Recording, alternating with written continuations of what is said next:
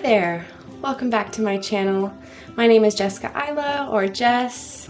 Thank you for hanging out with me today.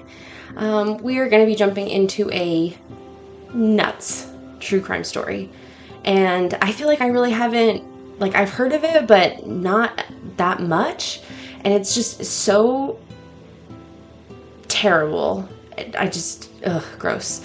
But today we're going to be talking about Robert Berdella, the Kansas City butcher. And just warning before we even start anything, it's terrible. He's terrible. There's adult themes, sexual assault, violence, torture. It's just bad. And so if any of that bothers you now, I would definitely not listen to this story. I don't know why I'm laughing, because it's terrible, but when you're uncomfortable, you know? So let's just go ahead and get right into the story. Okay, I did want to say quickly before we start, if you subscribe to me or liked any of my videos, I truly appreciate it. This has just been such a random adventure I've gone on, and I've been so enjoying doing these videos and editing, and just this kind of fun hobby I've dived into. And so just thank you if you have. And I really appreciate it. And if you haven't, I'd love if you subscribe to my channel. I've been doing a lot of true crime get ready with me's lately, but I do other stuff as well. So if this isn't your cup of tea, then but if you're watching this, then I'm sure it is. So anyway, on to the story. We are going to start in 1949, January 31st to be specific, in Ohio. Robert Berdella is born. He has, within his family unit, it's his mom and dad, and then later he would be joined by a younger brother.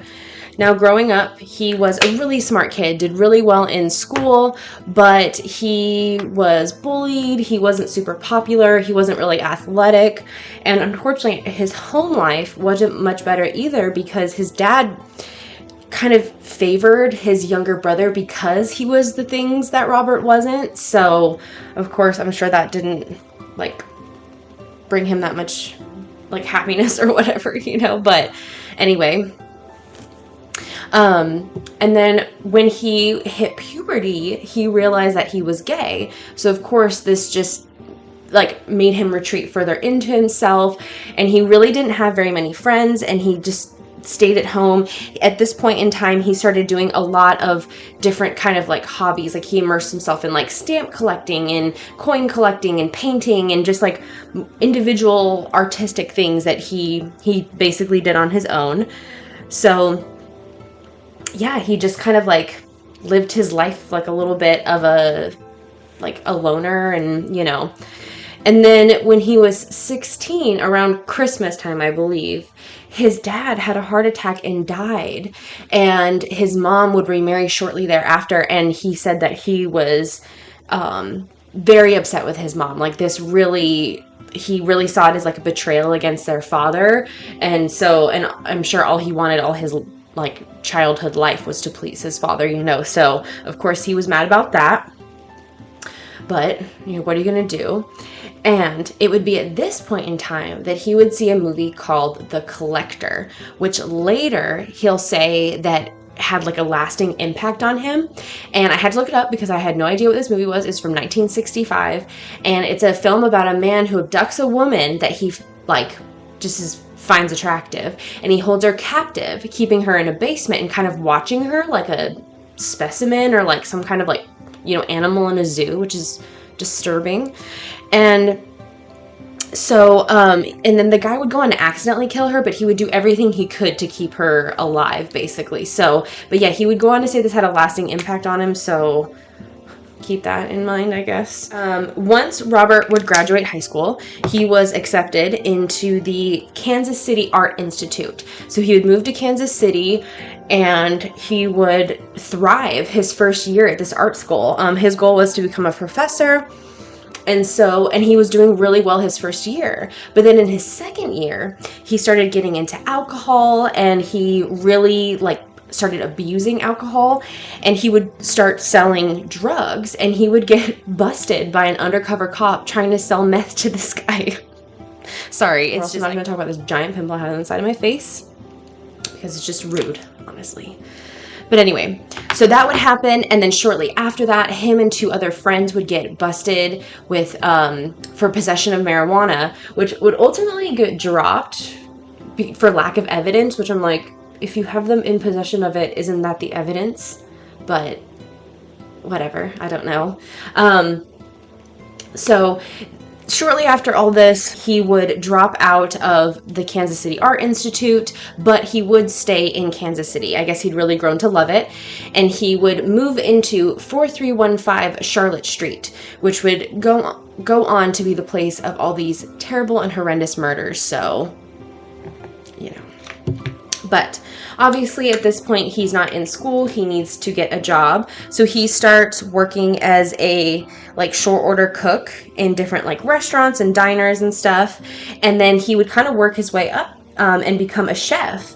At the same time he was doing like the cooking and the, you know, becoming a chef and all that, he would also start selling his antiques and his collectibles that he had collected over years and years, starting when he was a young child. And both of these businesses would be really successful. He would ultimately do both at the same time, but he would be able to stop being a chef and just sell his antiques because that was his like true passion. And in 1982, he would go on to rent a booth at the Westport Flea Market, and he would name this booth Bob's Bizarre Bazaar. Which, I don't know about you, but all I can think when I see Bob's Bizarre Bazaar is that the 2 bazaars should be switched, because shouldn't you be calling his Bizarre Bazaar? It's too many, the same word, but I think, hopefully you know what I mean. But he would rent this booth, and he would go on to sell like primitive antiques and jewelry and art and all these different things that he had collected over the years. And he would do well in it. Like, it would end up, you know, making him enough income. But when he did need money, or I guess wanted additional money, he would rent out rooms in his house on Charlotte Street to different lodgers. So this is another way he brought in a little bit of income once he stopped working as a chef. And at this point, we're now up to 1984, which is when his first murder takes place. So we're going to dive into this. And again, just like all the warnings that I could possibly give, like everywhere, flashing lights and all this stuff. So just keep that in mind. But we are in July of 1984, and Robert has picked up a gentleman named Jerry Howell. He met Jerry through Jerry's dad, Paul, I believe his name was, and Paul used to rent a booth at the Westport Flea Market across from Robert. And so he had known the family for the last couple years, and it was said that like him and Jerry were actually pretty like friendly and close. At this point in time, Robert had accepted his homosexuality, and he had like really kind of been living openly these last few years, like really since, I think, from what I was reading, it sounds like from his early 20s, he kind of started accepting himself. And along that, he would hang out with a lot of young men, it was noted, and a lot of these young men would be sex workers or drug addicts that he thought he could kind of pull out of the lifestyle. But I should have mentioned at the beginning, all my sources will be in my description box below, but my main source was an All That's Interesting article. Let me look at the Heinous Crimes of Robert Berdella, the Kansas City Butcher, by John Kurowski, and the lineup, Robert Berdella, the Butcher of Kansas City, by Orrin Gray, and then of course Murderpedia and Wikipedia as well. But those will all be listed below, so if you want to check any of them out, you can.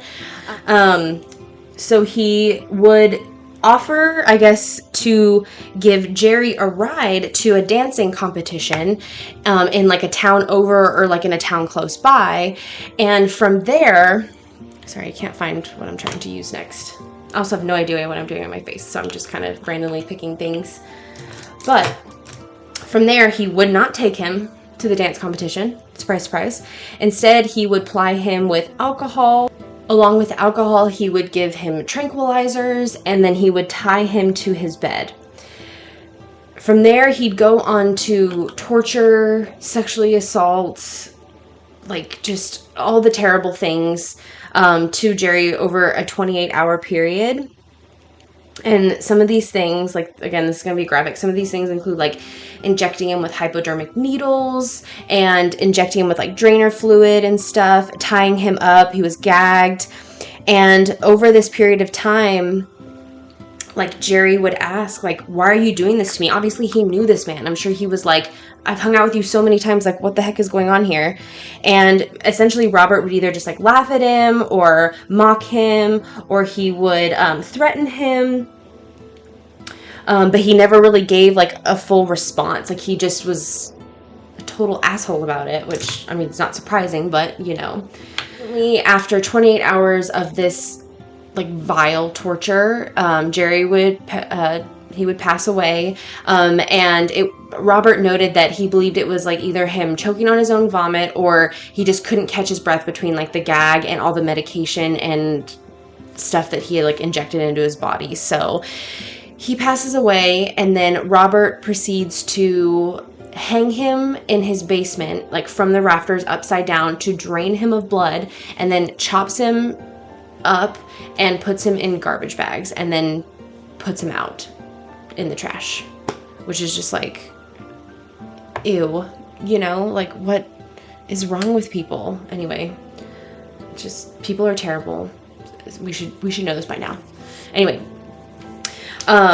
so obviously he was questioned by police because he was the last person to see him, and his family knew this. Like, they knew he was going to drive him to this, but he would tell police that he drove Jerry, he dropped him off, like, you know, a mile or a couple blocks, or he said he dropped him off closely to where the dance competition was, and then he never saw him again.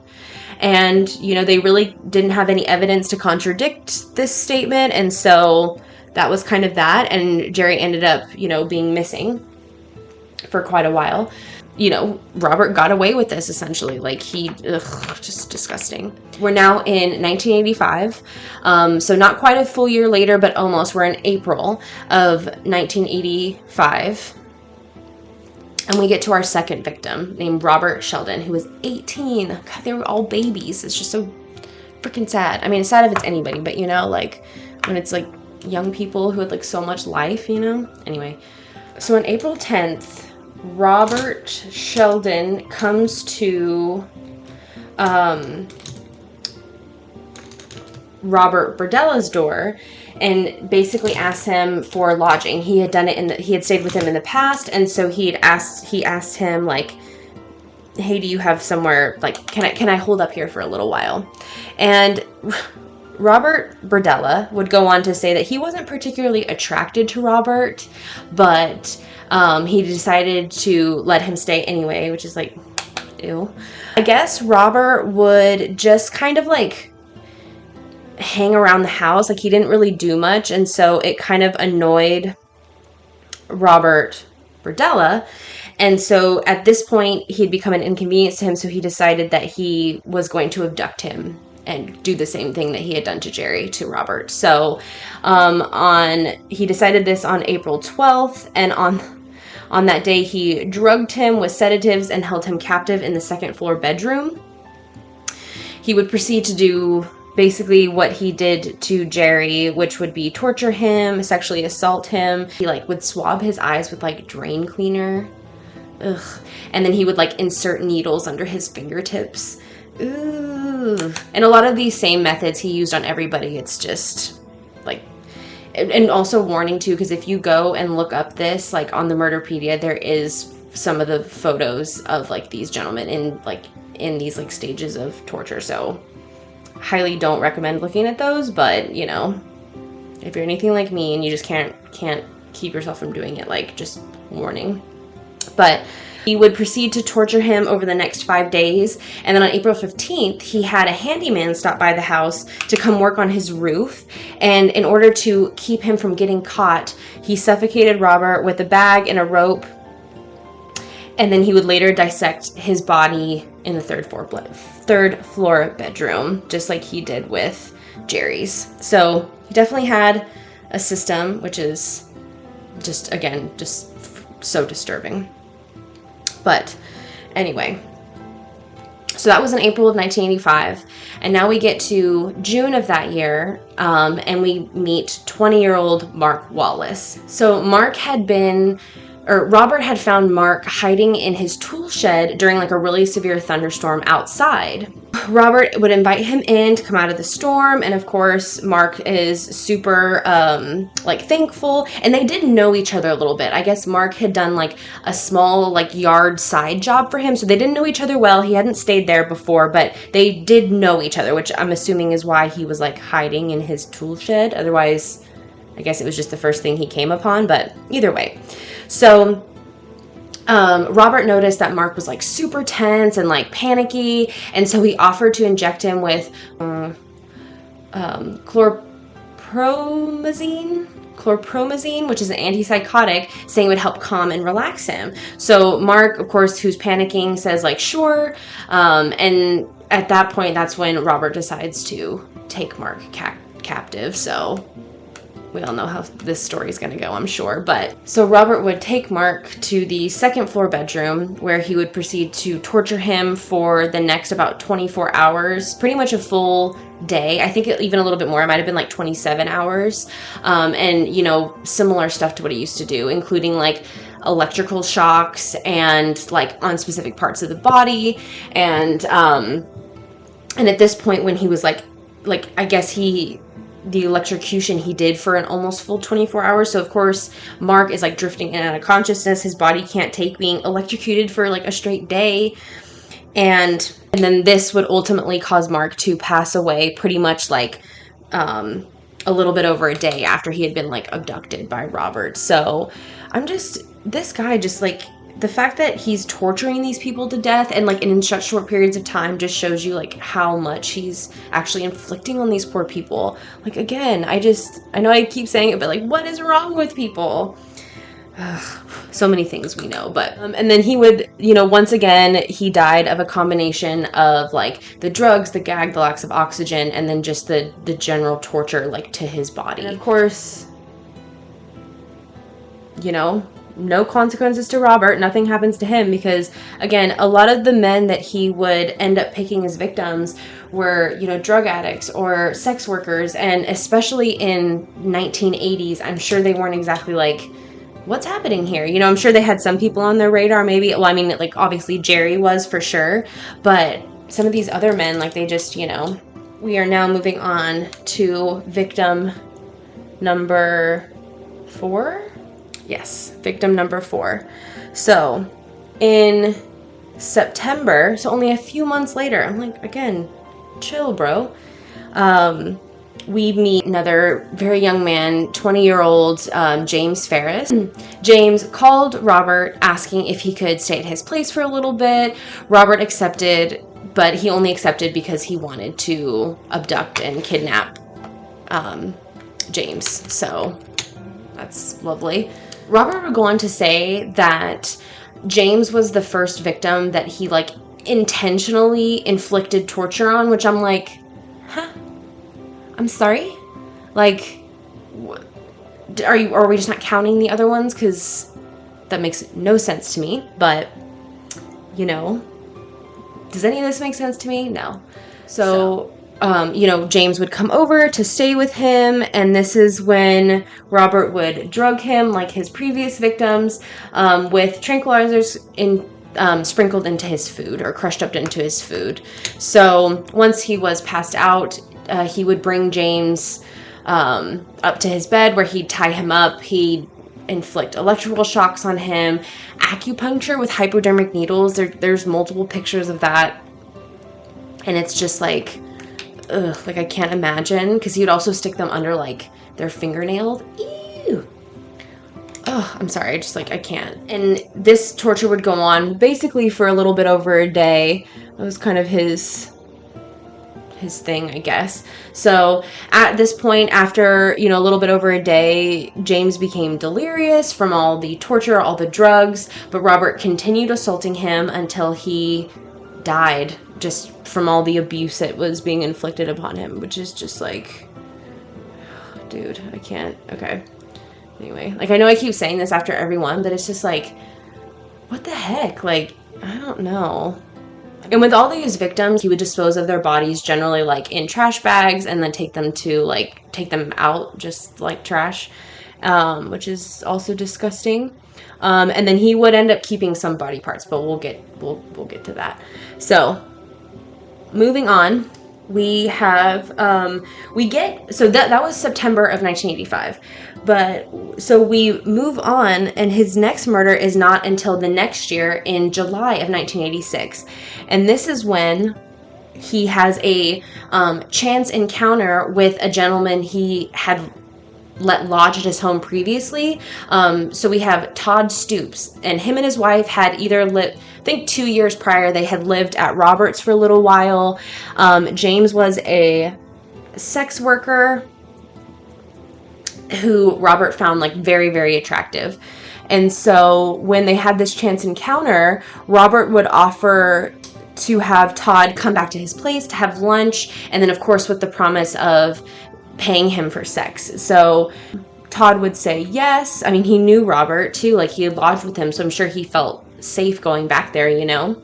Of course, once back at his place, Robert would proceed to abduct Todd, just like all the other victims. You know, he would tie him up, he would be bound and gagged, he would inject him, he was electrocuted, tortured, and sexually abused. And because I guess he found him so attractive, he ended up keeping Todd alive for 2 weeks. 2 weeks of enduring all this torture and just ugh. So poor Todd, he really just like got the worst of it. And again, I'm assuming it's because like he liked him.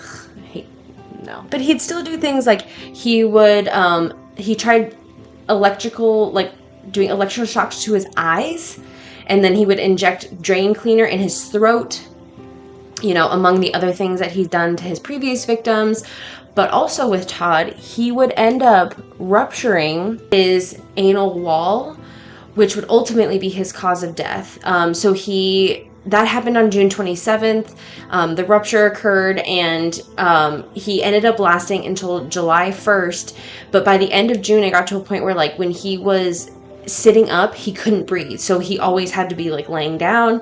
And then he ended up dying on July 1st, later determined to be from septic shock because of that rupture. So that's just absolutely sickening. But again, here we are. So, and then we moved to basically a year later in July of 1987, and Robert meets a 20-year-old man named Larry Pearson.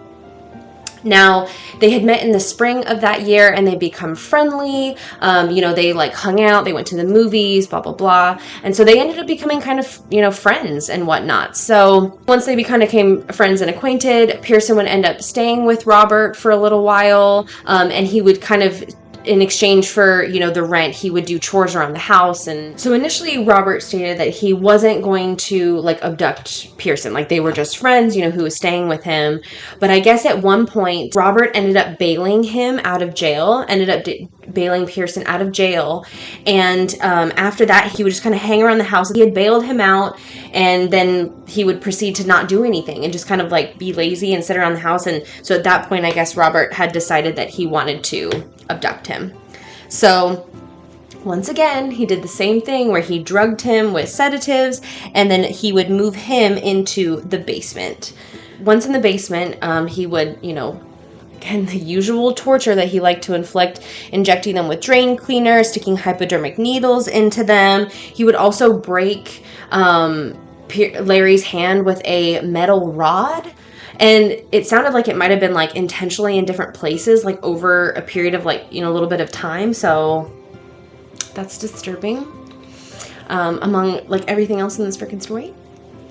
But I guess ended up being cooperative, because Robert would let him move up to the second floor and basically told him, like, if you keep doing, you know, what I say, like, in cooperating, like, you won't end up like these other guys, basically. So, like, Larry, because he's freaking out, obviously he doesn't want to be tortured anymore, like, in the second half of his captivity, he ends up learning how to sleep without moving at all, so as not to, like, do something wrong and get put back into the basement. Like, oh God, it's just so sad. After 6 weeks of this, I mean, he had kept Larry for a long time because I guess Larry was like obeying what he was saying and, you know, again, like doing everything he wanted him to do. And I guess after 6 weeks, Larry just had enough. Like he couldn't take any of the torture anymore, and he just couldn't do it. So he ended up biting Robert's penis so hard that it like broke the skin, and Robert would ultimately go to the hospital for it later, but this would prompt him to kill Larry with a tree limb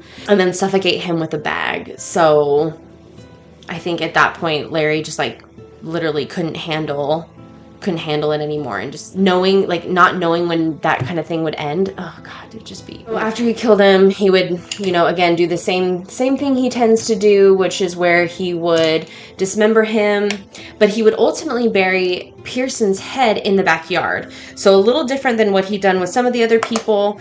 He didn't keep everyone's body parts, you know, so this was a little different. And again, because he kept him for 6 weeks, I'm assuming that means like, you know, he thought they had like some kind of special connection.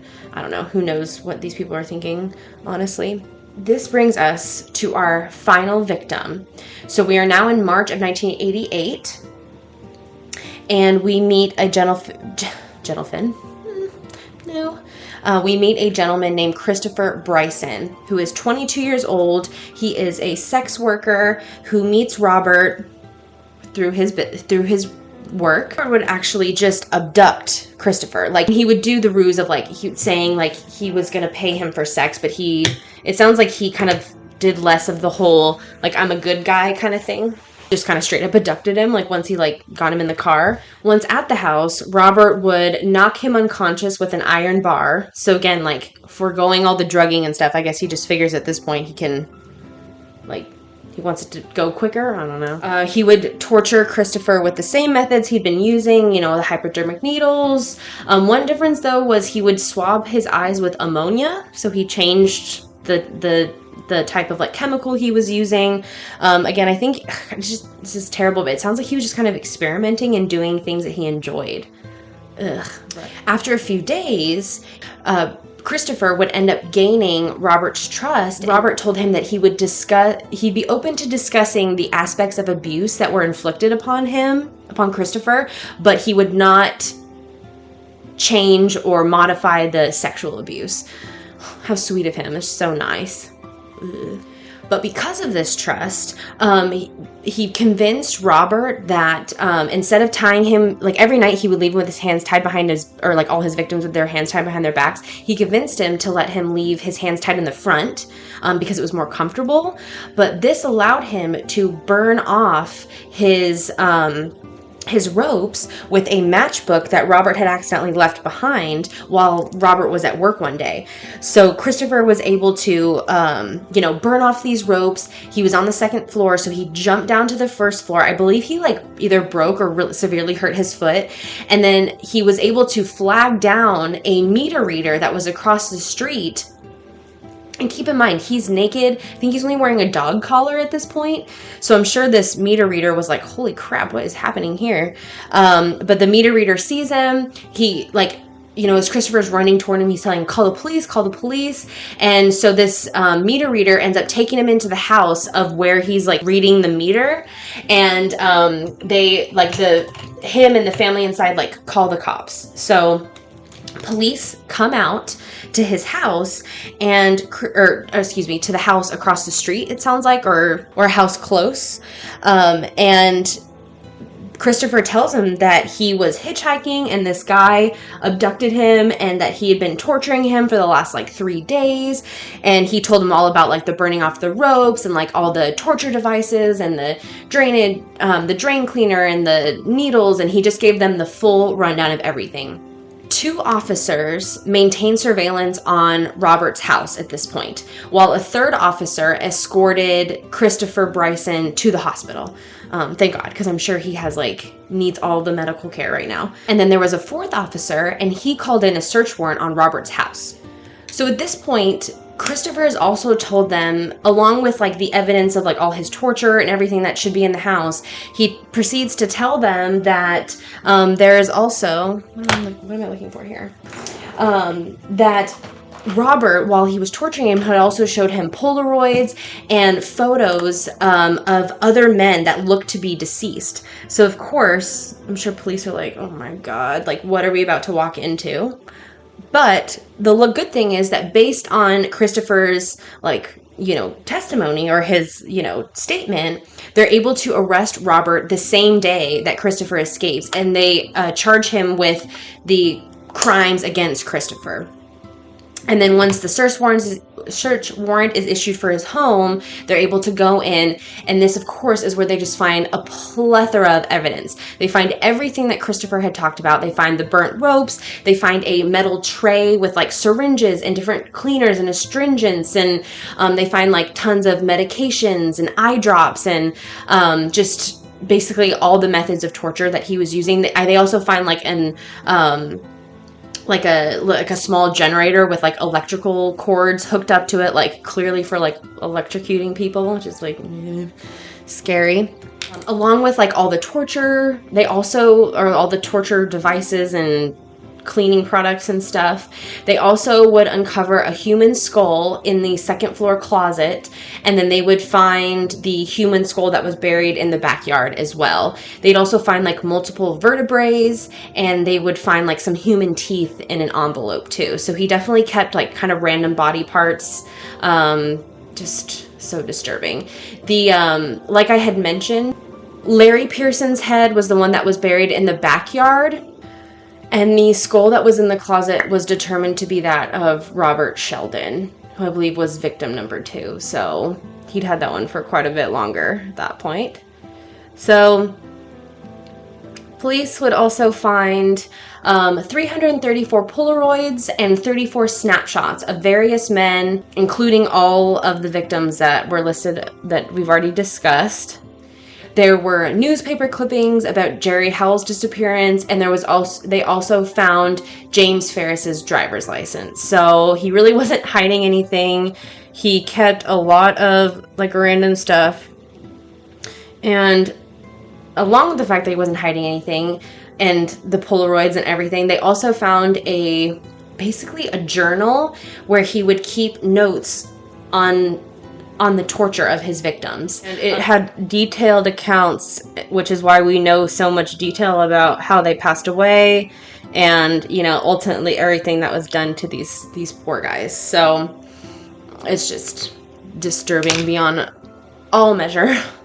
Police would find out at this point as well that he had kind of a history of preying on transient men, hanging out with young men who, were kind of in, in the line of sex work or drug addicts, people, vulnerable groups, basically. Of course, these are all very young men, too, who are being preyed on by an older guy. So they would ultimately find a young man who lived at Robert's for a while that would be able to identify 3 of the victims from the Polaroids found, and that would be Stoops, Sheldon, and Pearson. So there was plenty of evidence stacked up against Robert, for the crimes that he committed against all these men. So Robert is formally charged with 1 count felonious restraint, 1 count assault, and 7 counts forcible sodomy, and while the investigation can continue, because obviously they're going to add on more charges to this. This is just, what they can do now, I'm assuming.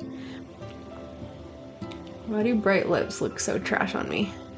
Okay, sorry. That's not the point of this story. The same day that it was discovered that the skull in the closet was Robert Sheldon's, 2 different people called into the station saying that they could identify someone from the Polaroids, and that was Mark Wallace. And then they used dental records to determine that the skull found in the backyard was Larry Pearson. So at this point, they're able to identify multiple people from the Polaroids and from, body parts found. With all this evidence, they finally charge Robert with first-degree murder of Larry Pearson. To everyone's surprise, Robert pleads guilty, which I'm assuming they all thought he wouldn't, but I mean, with all the evidence against him, would it really have behooved him to not? He initially would plead not guilty to the other 5 murders. I guess he thought because he had Larry's skull and all this other stuff that there was more evidence in that case. I'm not really sure, but he ended up taking a plea to avoid the death penalty, and he would end up pleading guilty.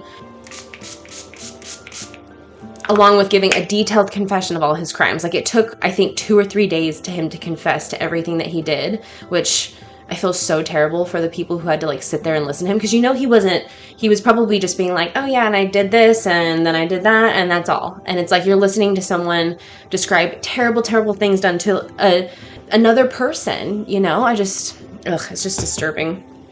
So, we're almost done, I swear. I've finished the makeup, so we're getting to that point. But Robert would go on to be convicted of first-degree murder of Robert Sheldon and 4 counts of second-degree murder on December 19th, 1988. Luckily in this case, and I have to say too, I do feel like with some of these cases, it's so frustrating because if it deals with minority populations or people in the LGBTQ plus community, like, especially in this time period in the 80s, like, they tend to be like, I don't know, just things aren't taken seriously and things aren't done correctly, and or, you know, like, they just can be very frustrating in the way that things unfold. And at least with this one, it seemed like, you know, they caught him. I mean, with all the evidence against him, I think it's kind of it would have been hard not to do anything about this, but I'm just glad that, like, you know, he was caught and then he went away. Like, that was pretty much it. There wasn't this hoopla of, like,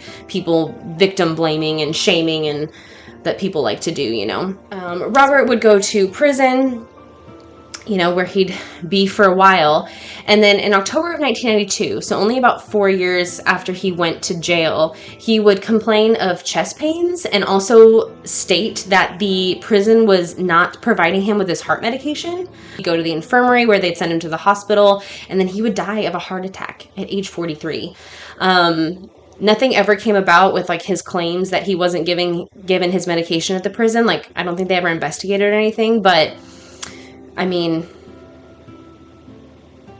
karma? I don't know. I wanted to end just on a few notes. I don't love quoting murderers because they don't deserve any of the glory, or they don't deserve, like, any additional whatever. But I did want to read a quote because he didn't do very many interviews before his death. In one of the ones he did, well, he referred to himself as, quote, the neighbor next door who reached a point in his life where he could do monstrous acts. That's not the same thing as being a monster. I'm sorry.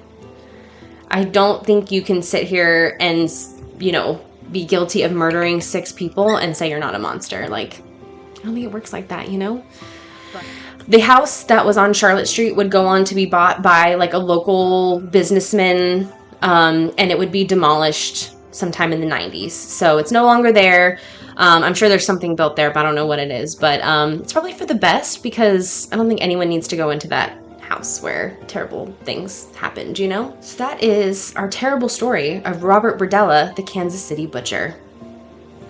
Have you guys heard that story before? Because I just feel like it vaguely sounded familiar, like his name, but just, like, reading about it, I really don't remember, like, all these details and, like, the Polaroids and, like, the journal and, like, I just feel like there was so many things in this that I don't know, I either, like, read about a long time ago and forgot, but it's like, how can you forget this? It's crazy. But anyway, this is the final look for today.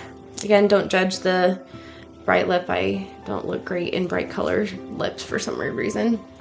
But thank you guys for joining me again for this story. I know this one was a really tough one, but I hope you guys enjoyed. If you do, I would love it if you would subscribe and like and do all the things, comment, you know. But thank you so much for being here, and I'll see you in my next video.